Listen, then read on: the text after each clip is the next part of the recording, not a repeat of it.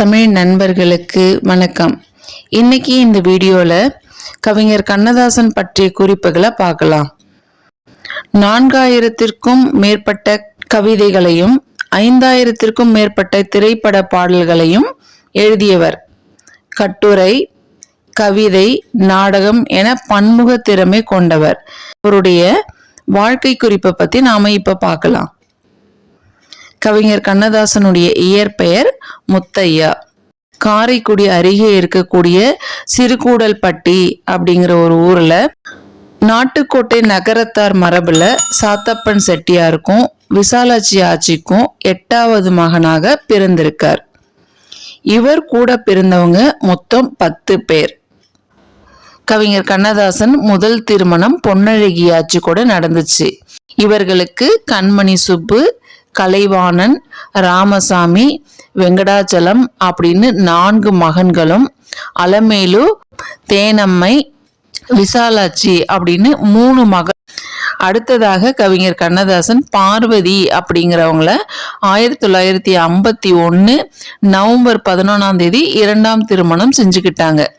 இவங்களுக்கு காந்தி, கமல், அண்ணாதுரை, கோபாலகிருஷ்ணன், சீனிவாசன் அப்படின்னு 5 மகன்களும், ரேவதி, கலைச்செல்வி அப்படின்னு 2 மகள். அடுத்ததாக கவிஞர் தன்னுடைய 50வது வயதுல புலவர் வள்ளியம்மை அப்படிங்கிறவங்கள 3ஆவதா திருமணம் செஞ்சுக்கிட்டாங்க. இவங்களுக்கு விசாலி அப்படின்னு ஒரு மகள் இருக்காங்க.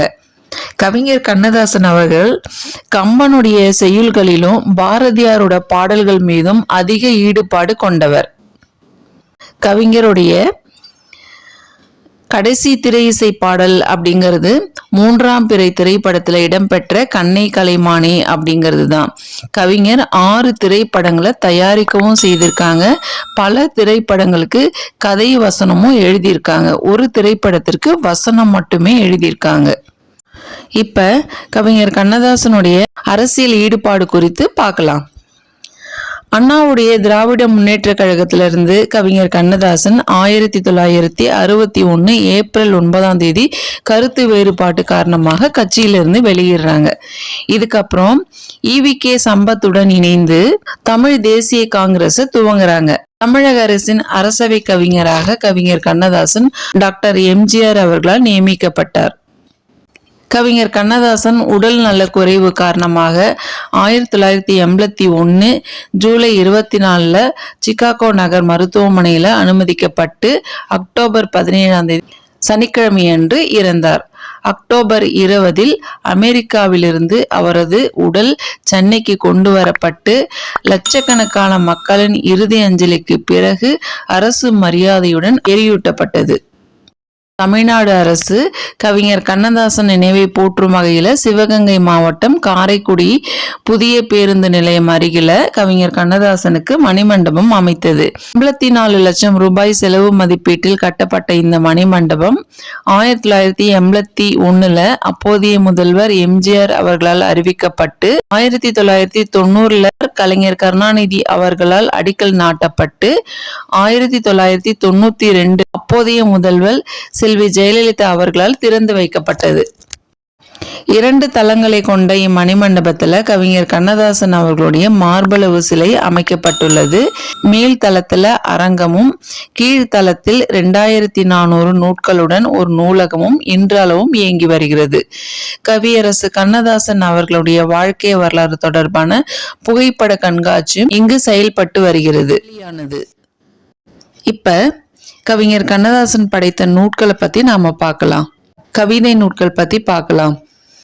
அட்டனத்தி ஆதிமந்தி, ஏசு காவியம், ஐங்குறு காப்பியங்கள், கிழவன் சேதுபதி, பாண்டிமாதேவி, பெரும்பயணம், மலர்கள், மாங்கனி, முற்றுப்பெறாத காவியங்கள்.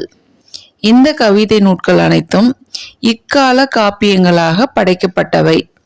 அடுத்ததாக கவிஞர் என்னென்ன சிற்றிலக்கியங்கள் படைத்திருக்காங்க அப்படின்னு பார்க்கலாம். அம்பிகை அழகு தரிசனம், கிருஷ்ண அந்தாதி, கிருஷ்ண கானம், கிருஷ்ண மணிமாலை, கோபியர் கொஞ்சம் ரமணன், ஸ்ரீ கிருஷ்ண கவசம், ஸ்ரீ கிருஷ்ண ஜெயந்தி, ஸ்ரீ வெங்கடேச சுப்ரபாரதம், தைப்பாவை. இதெல்லாமே கவிஞர் கண்ணதாசன் எழுதிய சிற்றிலக்கியங்கள். அடுத்ததா கவிஞர் கவிதை நாடகமும் எழுதியிருக்காங்க. அது என்ன அப்படின்னா கவிதாஞ்சலி. இது ஒண்ணுதான் கவிஞர் எழுதிய கவிதை நாடகம். அடுத்து மொழிபெயர்ப்பு நூட்கள் என்னென்ன அப்படின்னு பார்க்கலாம். பொன்மழை, பஜகோவிந்தம், இந்த 2 நூட்களும் கவிஞர் கண்ணதாசன் மொழிபெயர்த்த நூட்கள். அடுத்து கவிஞர் எழுதிய புதினங்கள் என்னென்ன அப்படின்னு பார்க்கலாம். அதைவிட ரகசியம், அங்கமும் அந்தரங்கமும், அவளுக்காக ஒரு பாடல், அவள் ஒரு இந்து பெண், ஆட்சி, 1000 மண்டபம், 1000 தீவு அங்கேயர்கண்ணி, ஊமையன் கோட்டை, என்னோட ராவுகள், ஒரு கவிஞனின் கதை, கடல் கொண்ட தென்னாடு, காமினி காஞ்சனா, சிகப்புக்கல் மூக்கத்தி, சிங்காரி பார்த்த சென்னை, சுருதி சேராத ராகங்கள், சேரமான் காதலி. இதுதான் கவிஞருக்கு சாகித்ய அகாடமி விருதை பெற்று தந்தது. தெய்வ திருமணங்கள், நடந்த கதை, பாரிமலைக்கொடி, பிருந்தாவனம், மிசா, 30 நாளும் பௌர்ணமி, விளக்கு மட்டுமா சிகப்பு, வேலங்குடி திருவிழா, ஸ்வர்ண சரஸ்வதி அப்படின்னு மொத்தம் 27 புதினங்களை கவிஞர் படைத்திருக்கார். அடுத்ததா இப்ப கவிஞர் படைத்த சிறுகதைகள் பத்தி பார்க்கலாம். ஈழத்து ராணி, ஒரு நதியின் கதை, கண்ணதாசன் கதைகள், காதல் பலவிதம், காதலிகள் பலரகம், குட்டி கதைகள், பேனா நாட்டியம், மனசுக்கு தூக்கமில்லை, செண்பகத்தம்மன் கதை, செய்தி கதைகள் போன்றவை கவிஞர் படைத்த சிறுகதைகள். அடுத்ததா தன் வரலாறு நூட்களையும் கவிஞர் எழுதியிருக்காரு. எனது வசந்த காலங்கள், வனவாசம், எனது சுயசரிதம், மனவாசம் அப்படின்னு 4 தன் வரலாற்று நூட்களை கவிஞர் எழுதியிருக்காரு. இப்போ கவிஞர் எழுதிய நாடக நூட்கள் என்னென்ன அப்படின்னு பார்க்கலாம். அனார்கலி, சிவகங்கை சீமை, ராஜதண்டனை அப்படின்னு 3 நாடக நூட்களை கவிஞர் கண்ணதாசன் படைத்திருக்காங்க. இப்ப கவிஞர் கண்ணதாசன் சமய நூட்களை பத்தி பார்க்கலாம். கவிஞர் அவர்கள் அர்த்தமுள்ள இந்து மதம் அப்படின்னு 10 தொகுதிகளை கொண்ட ஒரு சமய நூலை படைச்சிருக்காங்க.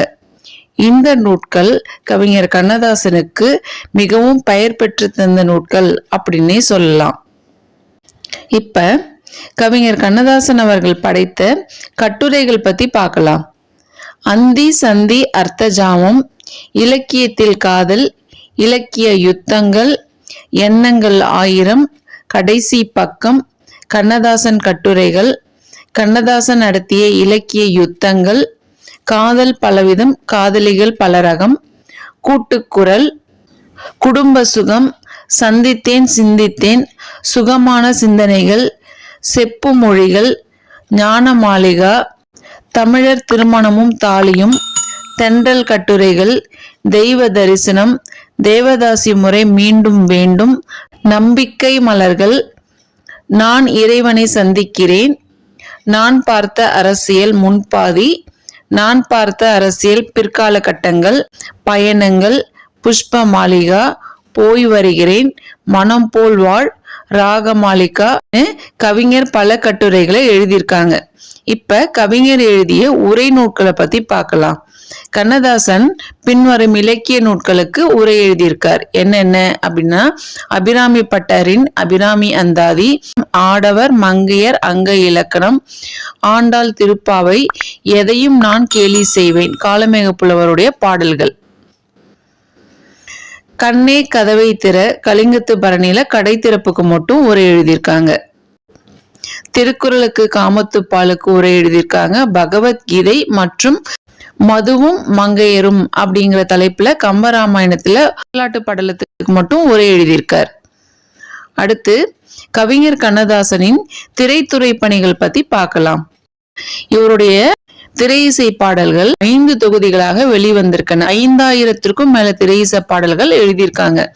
3ஆம் பிறை திரைப்படத்தம் பெற்ற கண்ணை கலைமானே அப்படிங்கிற பாடல் தான் இவருடைய கடைசி பாடல். வசனம் மட்டும் எழுதிய திரைப்படம் நாடோடி மன்னன். திரைக்கதை வசனம் எழுதிய படங்கள் என்னென்ன அப்படின்னு பார்க்கலாம். மதுரை வீரன், நானே ராஜா, ராஜா தேசிங்கு, மகாதேவி, மாலையிட்ட மங்கை, கருப்பு பணம், தெனாலிராமன், தெய்வ திருமணங்கள், மன்னாதி மன்னன், திருடாதே, ராணி சம்யுக்தா, இல்லற ஜோதி, லட்சுமி கல்யாணம். இந்த படங்களுக்கு கவிஞர் கதை வசனம் 2ம் எழுதியிருக்காங்க. அடுத்ததா கவிஞர் மொத்தம் 6 படங்களை தயாரிக்கவும் செஞ்சிருக்காங்க. அது என்னென்ன படம் அப்படின்னா, சிவகங்கை சீமை, கவலை இல்லாத மனிதன், கருப்பு பணம், வானம்பாடி, மாலையிட்ட மங்கை, ரத்த திலகம் அப்படின்னு 6 படங்களை தயாரிக்கவும் செய்திருக்காங்க. இப்ப கவிஞர் கண்ணதாசன் பெற்ற விருதுகளை பற்றி பார்க்கலாம். இவர் படைத்த சேரமான் காதலி அப்படிங்கிற ஒரு படைப்புக்காக மட்டுமே சாகித்ய அகாடமி விருது கிடைச்சிருக்கு. இந்த வீடியோல கவிஞர் கண்ணதாசன் அவர்களுடைய வாழ்க்கை குறிப்பை பத்தி பார்த்தோம். உங்களுக்கு இந்த பதிவு பிடித்திருந்தால் என்னுடைய தமிழ் டீச் சேனலை சப்ஸ்கிரைப் பண்ணிக்கோங்க. அடுத்த வீடியோவில் வேற ஒரு தலைப்போடு நான் உங்களை சந்திக்கிறேன். நன்றி.